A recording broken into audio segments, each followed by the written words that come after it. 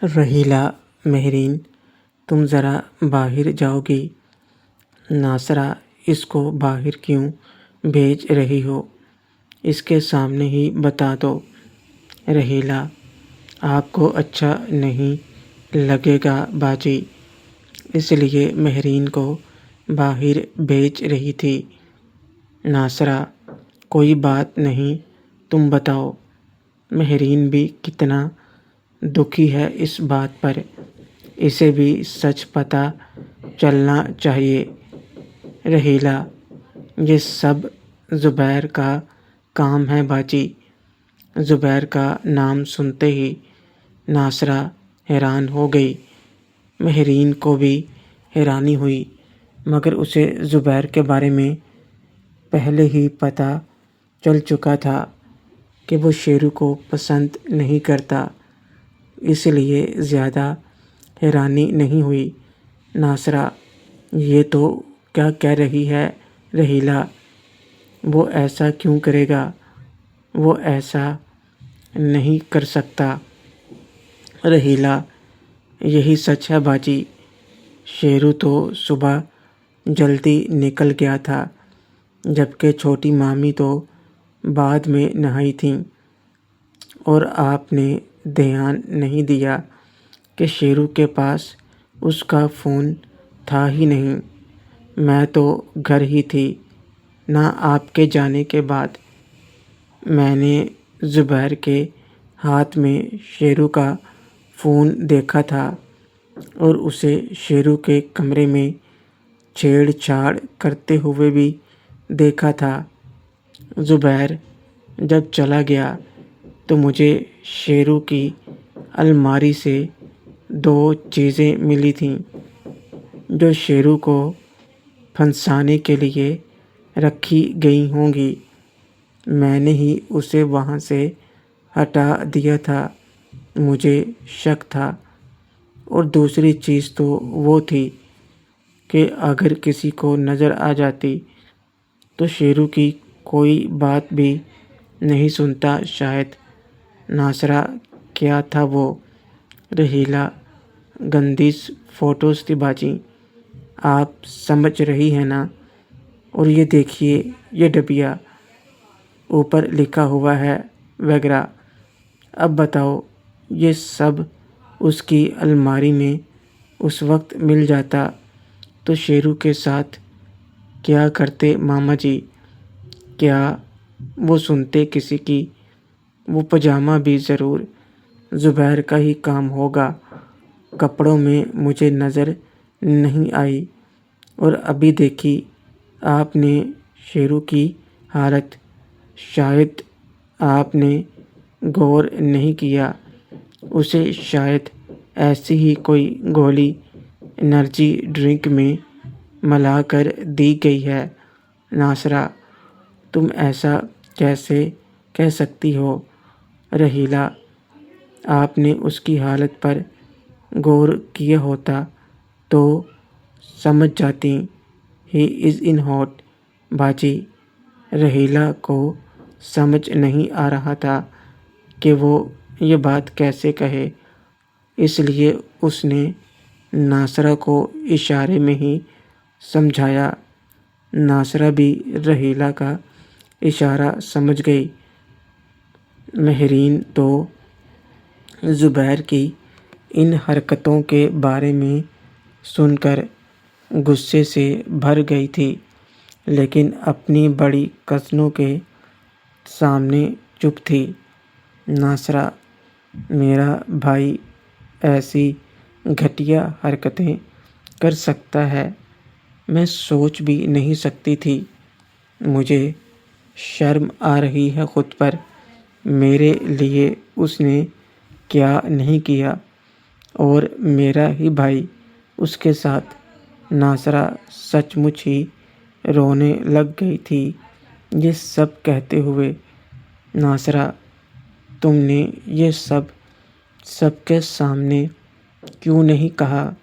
شیرو کے اوپر یہ الزام کیسے لگنے دیے تو نے؟ رحیلہ: نگہت خالہ اور مامی نے سب کچھ سنبھال لیا تھا باجی، اس لیے میں چپ رہی، ورنہ سب بتا دیتی۔ آخر زبیر بھی تو بھائی ہے نا۔ میں نے آپ کو یہ سب اس لیے بتایا ہے باجی، کیونکہ زبیر بار بار شیرو کے خلاف جا رہا ہے۔ وہ شیرو سے نفرت کرتا ہے شاید، اور آپ کو اسے روکنا ہوگا۔ اس سے پہلے بھی وہ زینت کے ساتھ بدتمیزی کر چکا ہے، ہمارے گھر کے باہر ہی۔ زینت نے اسے کچھ نہیں کہا تھا، مگر جب زبیر نے شیرو کے بارے میں غلط الفاظ کہے تو اس نے زبیر پر ہاتھ اٹھایا تھا۔ ناصرہ، یہ بات تم نے پہلے کیوں نہیں بتائی؟ زینت کتنی اچھی لڑکی ہے، اور اس نے شیرو کی مدد بھی کی ہے۔ زبیر اس کے ساتھ بھی بدتمیزی کر چکا ہے، اور پھر بھی اس نے مجھے ذرا سا بھی محسوس نہیں ہونے دیا۔ مہرین باجی، آپ نے یہ بات مجھے بھی نہیں بتائی، شیرو کو بھی نہیں پتہ ہوگی یہ بات۔ رحیلہ: نہیں، میں نے یہ بات کسی کو نہیں بتائی تھی۔ زینت نے ہی کہا تھا یہ کسی کو نہ بتاؤ۔ اور آج بھی زبیر جس طرح روزینہ، ریمہ، شائستہ اور لائبہ کو دیکھ رہا تھا، مجھے ڈر تھا کہ کسی کے ساتھ یہ کوئی حرکت نہ کر دے، اس لیے میں نے اس پر نظر رکھی اور اسے موقع نہیں ملا۔ ناصرہ: چھی، کیسا بھائی ملا ہے؟ ایک طرف وہ ہے جو ہر لڑکی کو عزت دیتا ہے، اپنی جان تک خطرے میں ڈال لیتا ہے ان کی عزت بچانے کے لیے، اور ایک طرف یہ عزت کیا کرنی اس بھولے بھالے شریف انسان پر بھی الزام لگوا دیا۔ شرم آ رہی ہے مجھے خود پر کہ میں اس کی بہن ہوں۔ میں ابھی جا کر بتاتی ہوں سب کو اس کی اوقات۔ رحیلہ: رک جاؤ باجی، ایسا مت کرو، ایسا کرنے سے زبیر کی سب کے سامنے بے عزتی ہو جائے گی۔ پھر گرم خون ہے، اس نے میں غصے میں کچھ کر لیا تو آپ اسے پیار سے سمجھا لینا گھر میں۔ ابھی تو ویسے بھی سارا معاملہ ٹھنڈا ہو ہی گیا ہے۔ نگہت خالہ نے آج شیرو کے لیے وہ بات اپنے سر لے کر بہت اچھا کیا ہے۔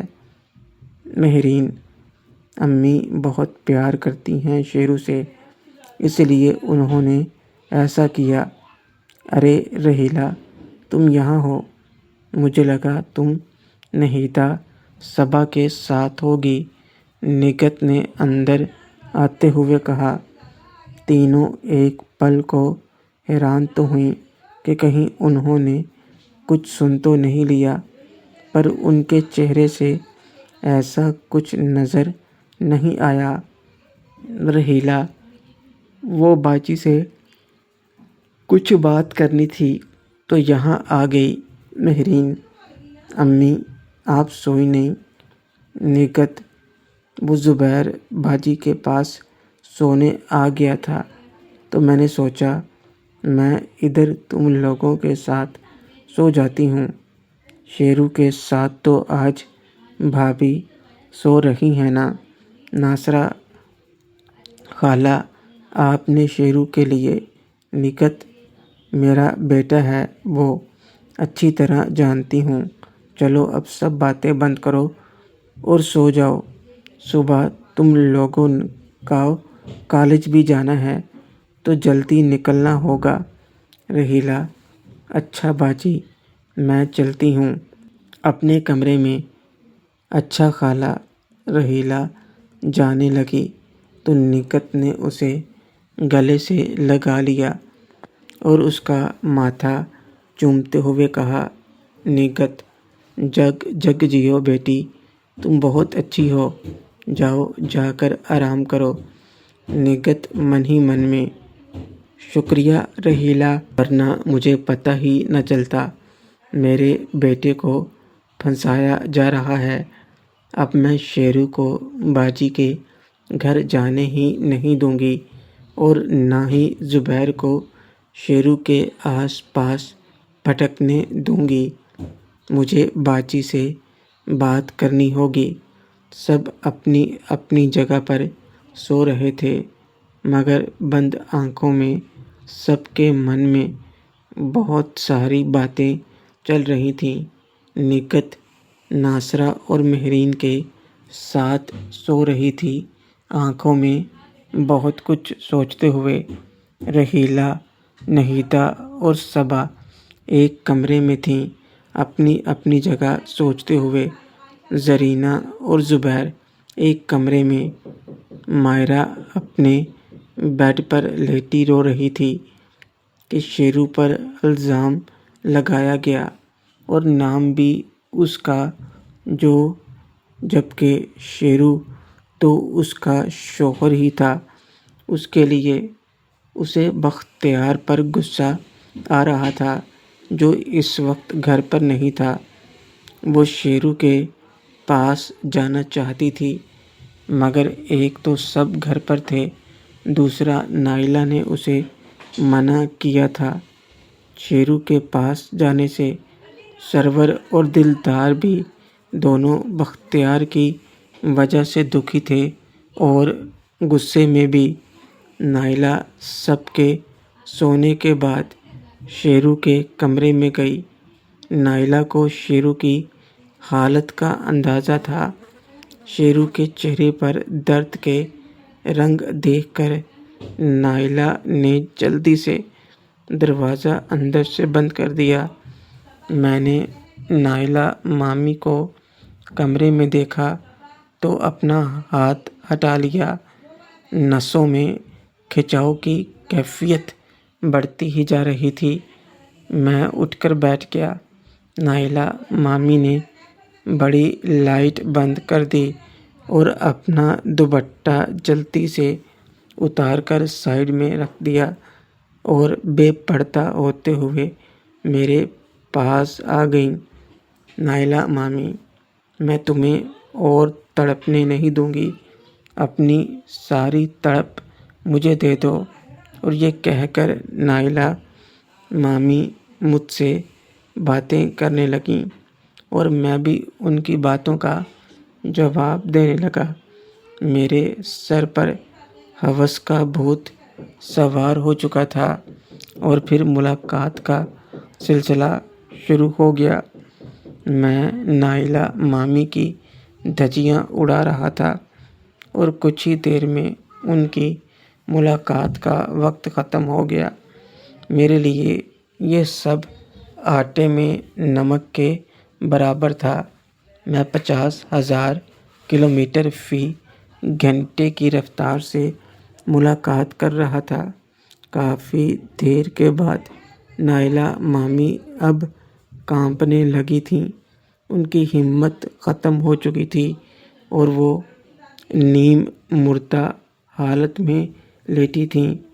اب نائلہ مامی مجھے ملاقات ختم کرنے کا کہہ رہی تھیں اور پھر میں پری سے ملاقات کرنے لگا۔ میں پہلی دفعہ نائلہ مامی کی سہیلی پری سے ملاقات کر رہا تھا۔ نائلہ مامی اپنے پاؤں پٹک رہی تھیں، لیکن میں اپنی دھن میں ملاقات کر رہا تھا اور نائلہ مامی مجھ سے کہہ رہی تھیں، بیٹا مجھے چلنے کے لائق تو چھوڑ دے۔ پھر پتہ نہیں کتنی دیر بعد میری ملاقات ختم ہو گئی اور پتہ بھی نہ چلا کب میری آنکھ لگ گئی۔ نائلہ جانتی تھی کہ شیرو کو کسی طرح کا نشہ دیا گیا ہے جو وہ ہوش میں نہیں تھا، ورنہ شیرو جو اسے اتنا پیار کرتا ہے وہ کبھی ایسا نہیں کرتا۔ ایک بار بھی آج اس نے ملاقات کرتے وقت شیرو نے کوئی رحم نہیں دکھایا۔ نائلہ کا رو رو کر برا حال ہو گیا تھا۔ شہزادی اور پری دونوں سہیلیوں کا کباڑہ ہو چکا تھا۔ شیرو جب نے رکا تب تک تو مرنے والی حالت ہو چکی تھی نائلہ کی۔ شیرو کے روکنے کے بعد کچھ دیر تو نائلہ سے ہلنے کی بھی ہمت نہیں ہوئی، لیکن اسے پتہ تھا کہ اسے ابھی یہاں سے جانا ہوگا، ورنہ صبح تو اس سے اٹھا بھی نہیں جائے گا۔ گھر پر سب مہمان موجود تھے، اس بات کا اسے ڈر بھی تھا۔ جیسے ہی نائلہ مامی تھوڑا سا ہلی تو اسے ایسے لگا جیسے اسے بلیڈ سے بہت سارے کٹ مار دیے گئے ہوں۔ نائلہ مامی نے شیرو کی طرف دیکھا تو پسینے میں لت پت وہ بے سدھ پڑا ہوا تھا۔ نائلہ نے پیار سے شیرو کے چہرے پر ہاتھ پھیرا اور شیرو کی پیٹھ پر زخم دیکھ کر آنکھوں میں پھر سے نمی آ گئی۔ نائلہ، پتہ نہیں کیوں تجھے بلا وجہ بار بار درد ملتے ہیں۔ تو کسی کا بھی برا نہیں کرتا۔ کاش کہ تیری ساری درد تکلیفیں مجھ سے دور ہو جائیں۔ تم ہمیشہ خوش رہو۔ پتہ نہیں کس کمینے نے اسے یہ کیا کھلا دیا ہے۔ پہلے ہی جھیلنا مشکل ہوتا تھا، آج تو جان ہی نکال دی۔ کل تو بستر سے اٹھا بھی نہیں جائے گا۔ نائلہ نے جیسے ہی زمین پر پاؤں رکھے تو درد سے اس کی جان ہی نکل گئی۔ جیسے تیسے وہ باتھ روم تک گئی۔ باتھ روم میں خود کو صاف کرنے کے بعد نائلہ نے اپنے کپڑے پہنے اور شیرو کو ٹراؤزر پہنا کر اس کے اوپر چادر ڈال کر دیوار کا سہارا لے کر نیچے اتر گئی۔ کمرے میں جاتے ہی اس نے پین کلر کی گولی کھائی اور بستر پر سرور کے پاس لیٹ گئی۔ گھڑی پر نظر ماری تو 3 بجے سے اوپر وقت ہو چکا تھا۔ نائلہ 4 گھنٹے نکت رات بھر چین سے سو نہیں پائی تھی اور صبح بھی سب سے پہلے اٹھ کر وہ سیدھا شیرو کے کمرے میں آ گئی۔ شیرو کی طبیعت کی وجہ سے وہ پریشان ہو رہی تھی۔ نکت جیسے ہی شیرو کے کمرے میں پہنچی تو شیرو کا کمرے تک چادر میں لیٹا ہوا سو رہا تھا۔ مدھم روشنی میں شیرو کی پیٹھ پر بنے وہ نشان دیکھ کر نکت اندر سے بھر گئی اور تقریباً بھاگتے ہوئے شیرو کے پاس پہنچ کر اس پر جھک کر اس کے ماتھے کو چومنے لگی۔ ابھی صبح کے 5 بھی نہیں بجے تھے اور آسمان کا رنگ بھی کالے سے نیلا نہیں ہو رہا تھا۔ شیرو تو سویا ہی دیر سے تھا، اوپر سے جو محنت کی تھی اسے ہوش کہاں ہوئی تھی۔ اس نے شیرو کی پیٹھ پر چھو کر ان زخموں کے درد کو محسوس کرنے کی کوشش کی تو اپنے آپ اس کی آنکھوں سے آنسو بہنے لگے۔ محترم ناظرین اور سامعین، اس کہانی کا باقی حصہ اگلی آنے والی ویڈیوز میں پیش کیا جائے گا۔ اگر آپ کو ویڈیو اچھی لگے، ویڈیو کو لائک اور ہمارے چینل کو سبسکرائب ضرور کریں۔ شکریہ۔